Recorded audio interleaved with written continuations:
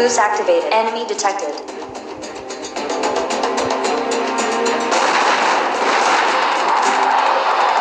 Target location confirmed. Our unit is under attack. Our base is under attack. Our building is destroyed. Let's go at the show. No mercy. Our building is destroyed.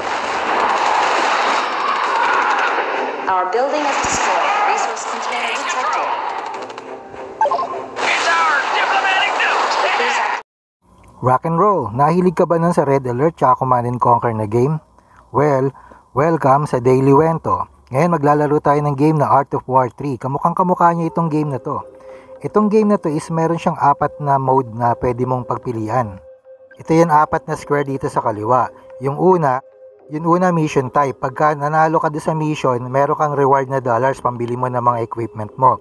Ito naman pangalawa, ito yung skirmish type, yung meron kang kalaban sa internet. Itong pangatlo, mission type din, pero meron kang kalaban sa internet.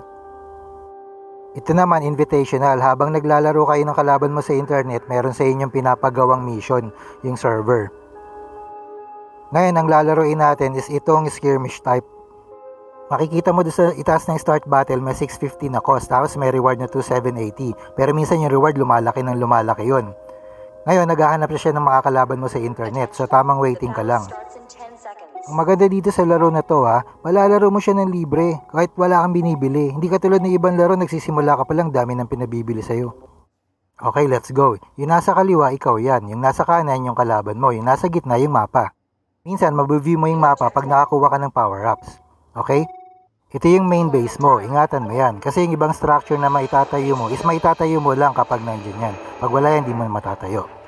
Ito yung una natin tinatayo, yung construction yard. Yan yung nagpapalaki ng lupain mo para malaman mo kung gaano kalaki na magiging base mo. Pansinin mo sa taas, may nakalagay na deployment mode na oras. Kailangan, bago matapos yung oras na yan, ma-deploy mo na yung mga gusto mo structure na itayo. Kasi pagka natapos na yan, yung mga susunod na deployment is mabagal na. Kumbaga normal na yung pagbuo niya. Matagal. Unlike ito, pwede ka niya matulungan na na-build mo na agad yung mga importanteng structures. construction complete. Narinig mo yung word, construction complete. Diyan na sumikat dating Red Alert, di ba? Dito, meron kang factory ng resources. Gumagawa yun ng mga power-ups mo para magkaroon ka ng pambili ng mga gamit mo. Ngayon, minsan, pwede mo siyang i-doble yung pagtatrabaho niya para mas mapabilis. Pag kinlik mo yun, ito lalabas. Boost activated. Yan, ibig sabihin, matutulungan ka niya magtrabaho siya ng doble. Doble sa normal na oras. Sa field, meron ka rin makukuha ang resources. Pwede mong utusan tong infantry mo para kunin. Pag nilapitan niya yan, umilaw, i-click mo lang. Okay na, dagdag na yon, pambili ng armas. Ngayon, nakikita mo madilim yung area, pinapapunta ko siya doon. Kasi parang sa Red Alert, natatakpan din yung mapa. Pagka nadaanan na yung infantry mo or ng tanke mo, mabubuksan na yung mapa. Makikita mo na ngayon yung kalaban mo kung nasan siya. Or yung mapa mismo, makikita mo na paano ka didiskarte ng pag-atake mo o pagpwesto mo. Tulad niya, nakita mo marami pang madilim, di ba? So, ang ginagawa ko, kinakalat ko yung mga infantry para ma-cover nila lahat yung area. At the same time, habang nagaganyan kami, makikita ka mga resources sa area. Kunin mo ng kunin yun. Yung main base mo, habang naglalaro ka, pwede mo i-upgrade. Kasi pag in-upgrade mo siya, mas makakagawa ka ng mas malaking structure or facility na mas high-tech. Makakagawa ka ng mas magandang tanke, mas malakas na infantry, ganun.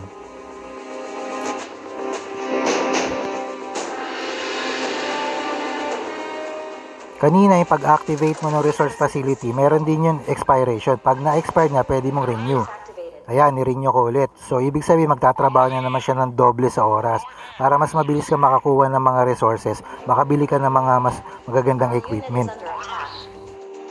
Yung kalaban din, pinapakalat niya yung infantry niya o kaya minsan yung tanke para mabuksan din niya yung mapa. So, minsan napupunta na siya sa base mo kaya nagkakaroon ng pag-atake na hindi pa pinaplano. Tulad niya, nagkakasimpleng upakan na. Ito isang infantry, napunta na siya sa sulok nang inuutusan mo siya. So, pwede mo siyang palayuin. Mostly, infantry mo nakakapagtago yan sa puno. Yan, pwede siyang pumunta dyan sa base mismo. Upgrade complete. Resources received. As you say.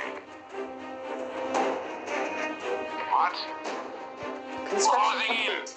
Ito, madami pa kasing area na hindi natin nasisilip kaya inuutusan natin yung infantry mag-ikot na mag-ikot. Place the building. Gawin mo, pag pwesto ng mga tinatayo mo structure, strategic din, dapat titipirin mo yung space yan. Tulad yan, nilalagay ko sa sulok para marami pa siyang space na malalagay. Kasi syempre, kada space may cost. Place the building. Itong construction yard, habang nag-upgrade ka ng main base mo, nagkakaroon ka ng benefit magkaroon yan. So, pwede mong palakihin yung base mo gamit yung construction yard. Where to shoot? Approaching. By the way, ang pinili ko nga pala ditong character is Russian, no? So, kalabang ko US. Kayo, pwede kayong pumili kung anong gusto nyo. Unit detected. Kaya kita nyo yung accent niya, ganun, it's not good! The waiting orders, o, diba? Construction complete. Pero yun, chicks yun. Oh, ganda ng boses, no? Place the building. Ito sa magandang gamit nila, yung sniper tower. Itong sniper tower ng Russian, malayo pa lang palapit yung tanke or yung infantry, nakikita niya na kaagad. So parang warning device mo siya. At the same time, lumalaban na kaagad. Ginagawa ko dyan, ina-upgrade ko ng ina-upgrade para medyo mas matibay siya. Kasi madilis lang yan mapasabog eh. Ito pa isa sa maganda, nakatago tayo doon sa puno, diba? So hindi tayo nakikita kanina. Inuupakan na ngayon natin yung power niya, yung power generator niya. Kaya lang nakakita tayo. Nakita niyo yung pinindot ko na infantry attack? Pwede yung option pagka umaatake ka na para mas maging malakas yung infantry mo. Yan, pinagtulungan natin yung isang infantry niya.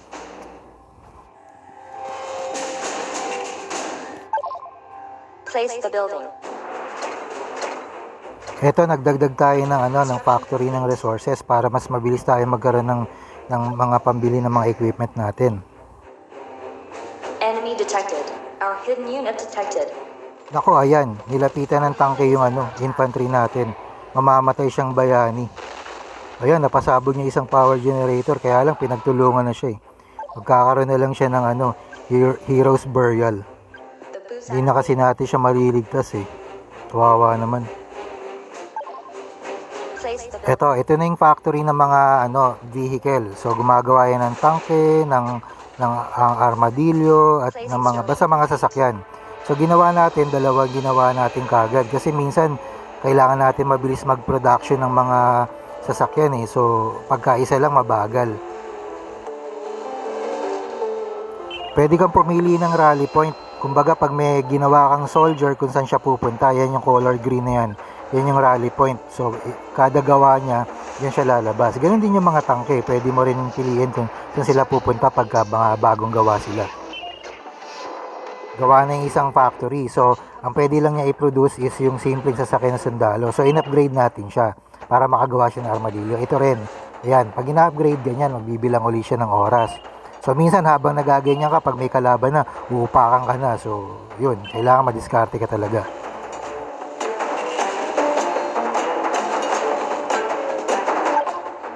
Place the building. Ito, kailangan gagawa ka lagi ng mga power generator kasi minsan hindi mo matatayo yung mga structures mo pagka wala kang power. Syempre, normal naman talaga yun.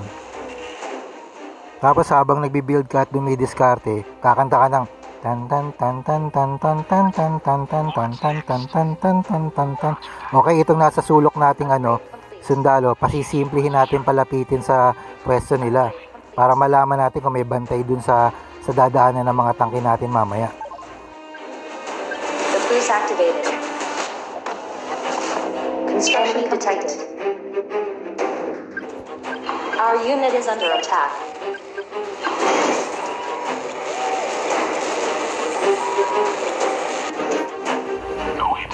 Itong isang nakatago natin, pasisimplihin natin palapitin para iniisip niya inaatake na natin siya.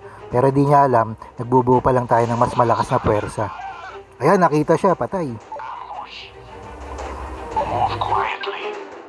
Nasa sulok natin, paatakihin din natin to. Pero gagawin natin, itong hinahabol, papupuntahin natin kunwari dun. Para dun pupunta yung mga kalaban. So hindi nila alam, tong isa natin, umuupak na dito sa resource factory nila. Yan o, diba? Style. Rock and roll.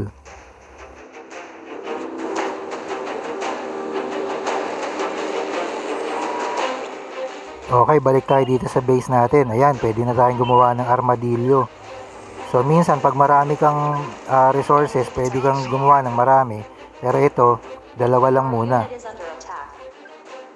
Ito yung isa sa magandang talent ng armadillo, no? Pwede siya mag-lay ng bomba. So yan, mga pula na yan, maglalagay siya dyan ng mga mina or bomba. So pag dumaan dyan yung mga kalaban natin, mapa-infantryman or tanke, garantisabog sila. So pwedeng hindi sila agad mamatay or pwedeng patay sila agad. Pero manghihina na sila. Palapit doon sa base natin. Kaya minsan sniper tower lang, di sila makapalag kasi napadaan na sila doon sa bomba. Armor ready. Eto, lalagyan din natin to kasi dito sila dadaan mamaya, yung pataas na yan. I can take it. Just give me Yan, pag kinlik mo isang armadillo ng 2 beses, makokontrol mo na sila lahat. Pero pag yung ka nag-click sa lupa, kung may mga katabi silang sundalo, infantry, madadama yun. Tapos yung nasa kanan, banda taas, may nakalagay 1, 2, 3, 4 na box. Pwede mo silang pagsama-samahin doon. Kumbaga, meron ka na buong team. Itong number 1, sila yon, number 2, sila yon, parang ganun. worry about it. Yung mga possibility pwedeng daanan ng mga infantry niya or mga tanke niya, ilalagyan na natin yan ng ganito. Para yung mga sumisimple gumagapang-gapang pagdaan dyan, garanti sa abong. Waiting orders.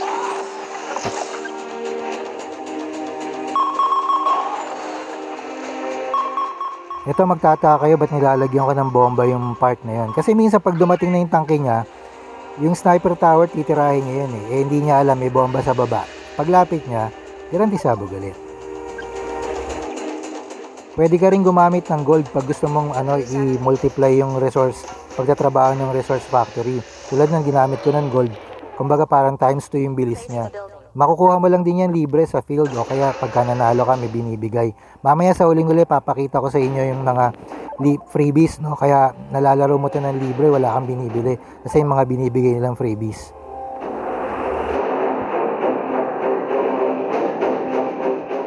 Pati yung mga kailangan yung tipirin sa una pag baguhan ka palang magse-setup ng team mo, ituturo ko sa inyo yun. Kasi ako na naglaro ako kung ano-ano yung pinagbibili kong walang kwenta eh. Nasayang yung mga libre nilang pinamimigay. So sa inyo, pagka tinuro ko yun, medyo makakatipid kayo sa oras. Malakas kayo kaagad kahit baguhan pa lang kayo.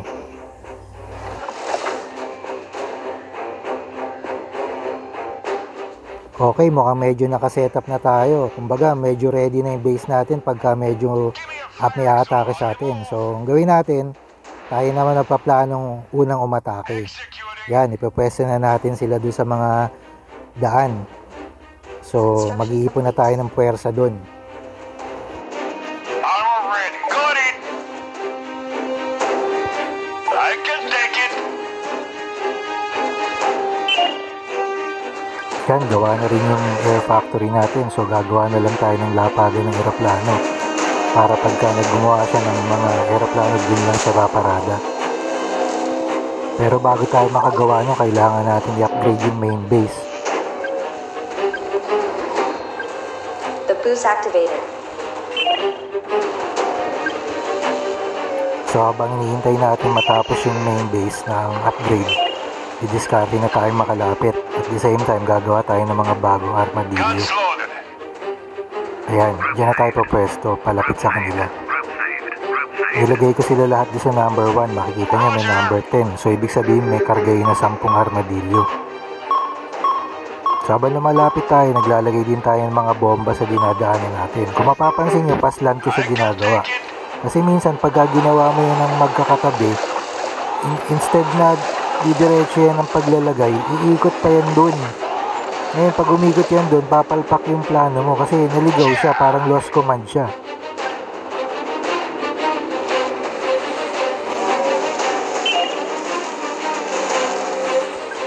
Enemy detected.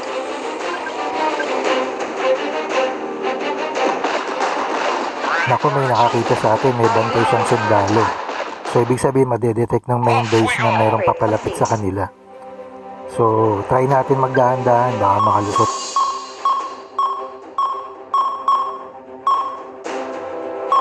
Don't worry about it.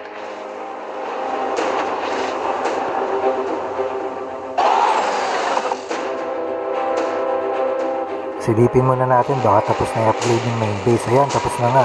So ibig sabihin tong air factory, pwede natin upgrade. Yan, so hintayin lang natin The yan. boost activated. Ibig sabihin pag natapos na yun, makakagawa na tayo ng eroplano. Just give me orders. Full throttle.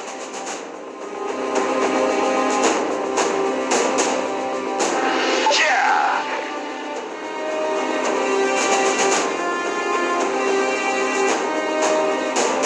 Enemy Watch detected. this. Yun lang, may nakakita sa atin. Speak louder. Ayan, ako. Lalapit na yun sa atin. Attack. Wala na, no choice na tayo. Kailangan na natin ng matake. Hindi na tayo pwede magdahan-dahan.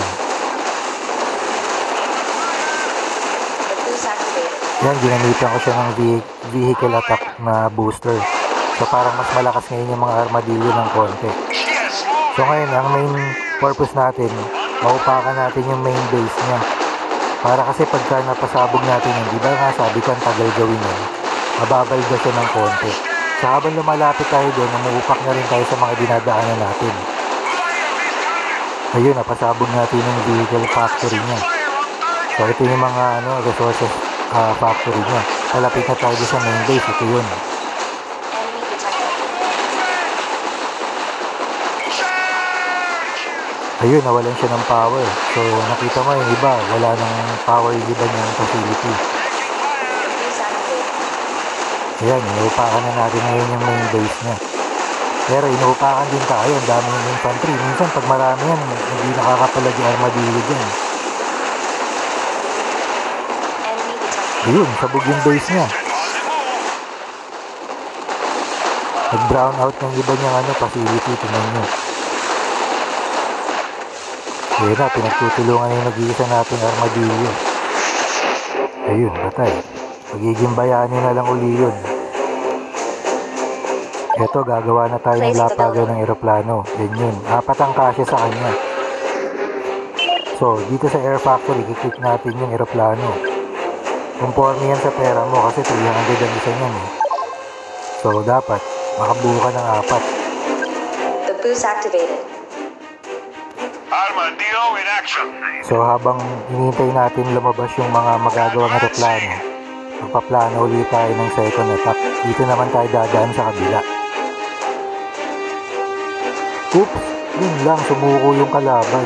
Ibig sabihin yan, pag may ganyan, pag chinek mo, lalabas na victory. Pero pag inex mo, magtutuloy pa rin yung game. Pwede mo siya upakan. Nag-enjoy tayo. So, tingnan din natin kung anong mangyayari, no? Para mapakita ko sa inyo kung paano mangyayari pa sa ibang pag-atake. Meron tayong 5 minutes para gawin natin yung mga gusto natin gawin. After nun, pag lumampas na yung 5 minutes, sasabihin niya victory na. Pero ito, malapit na matapos yung mga aeroplano natin. Rock and roll na to.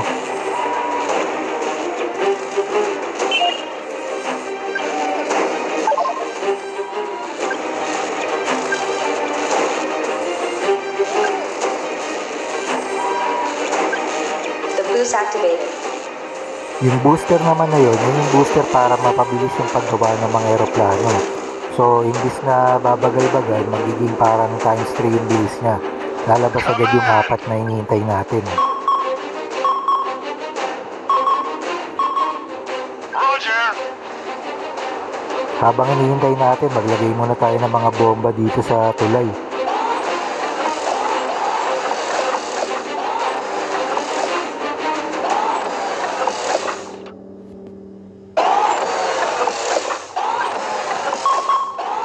Tagtarin na natin para sure ball. Ika nga, garantisado. Got it. Napansin nyo pag inutusan nyo siya maglagay ng bomba, pagtapos niya ng ilagay, babalik siya kung saan siya dati nakapwesto. Ganun lagi armadillo. The sky is ours. Group saved. Group saved.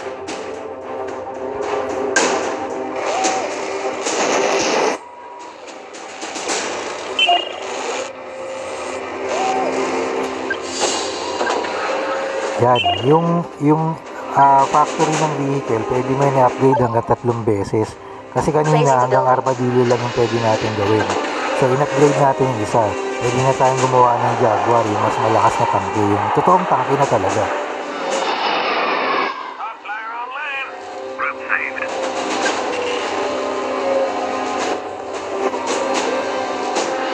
Ayan, tatlo na aeroplano natin, so isa na lang. Nakita niya medyo mabilis yung pag-angat niya, no? Kasi nga may booster siya kanina.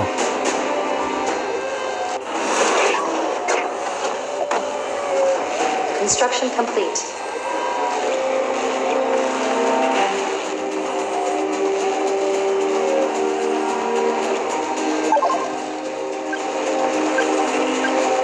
The boost activated. Upgrade complete. Ayan, upgraded na yung vehicle factory at the same time, 4 na aeroplano natin. So yung 4 na aeroplano, nilagay siya doon sa number 4. Para kumbaga parang nasa pocket ko lagi siya. Pag gusto ko siyang umatake, isang click lang. Pwede ko siya puntahan. Tapos gumawa na rin tayo ng Jaguar na tangke.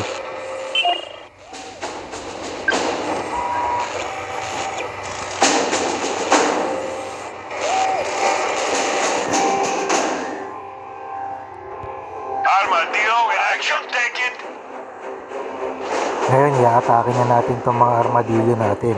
Para pag-atake natin sa land, sasabayan natin ang air. Ito kung hindi tayo lalampas sa 5 minutes Pero ito na. Ngayon, i-upgrade din natin itong main base natin. Kasi hanggang 3 beses mo rin ang upgrade. Pag upgraded na yan 3 beses, mas marami ka nang pwedeng gawin na vehicle at saka sundalo. Tsaka another facilities. Ready for action. Yes, moving.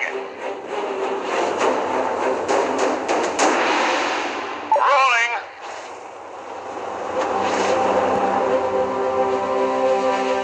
On my way.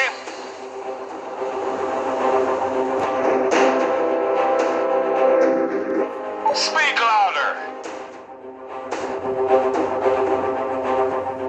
Ay dapat pala dito tayo dumaan sa baba kasi nandito siya malapit, pero konti na lang yung facility niya, sandali na lang sasabog na yan lahat.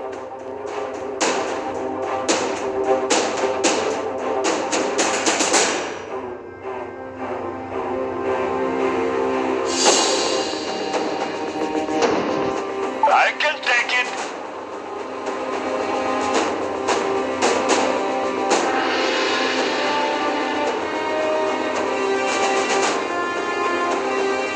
Victory. Yun lang, di tayo mabot. Pero ganito guys, papakita ko pa rin sa inyo paano gamitin yung aeroplano tsaka yung shipyard.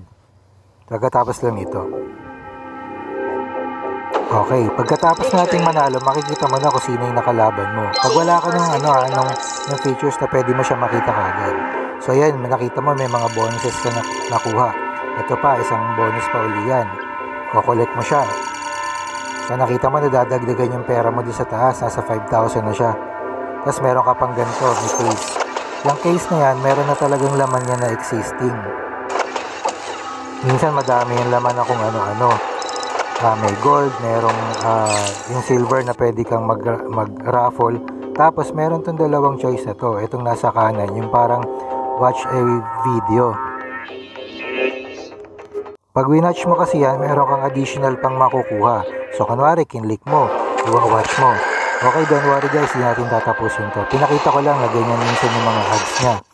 So kunwari, tapos naman ang i-watch yung video na yon. So ito na, lalabas na ngayon yung yung parang additional. Ayan, so nagkaroon ka ng power-ups na yon, yung pampadami ng pera. So may isa pa. Ito ulit, so watch ka ulit. Pagka-watch mo yan, yun, may nadagdag uli sa pera mo na gold. Tsaka yung pampabilis ng pagdami ng resources. So that's it. Kung ano yung nakolekta mo, pwede ka na uli sa susunod na laban mo. So marami ka na ngayong pambili ng armas at kung ano pang mga facility. Okay guys, so, yung pangako ko, ito yung paggamit ng shipyard. Para rin siyang yung factory ng vehicle. It's just that nanon siya sa dagat. So ito, meron kang ginawang isang bangka na pwede rin mag-lay ng bomba. So ayan, nakikita nyo yung mga red, yun yung mga bomba na pwestong lalagyan niya. So pag may lumapit sa ibang barko, matik din, garanti sabog. Hi picnickers, mountaineers. Okay, ito naman yung aeroplano. Kunwari, na-set up mo na. So ayan, sinelect mo siya. So nilagay mo siya doon sa pang-apat nga din para ready siyang gamitin sa pocket mo. So pag nakita mo na kung sino yung gusto mong targetin, tulad nito, ito yung base niya. Gusto kong upakan kaagad yung power plant niya. Ngayon, gumamit ako ng booster. Na, atake na tayo.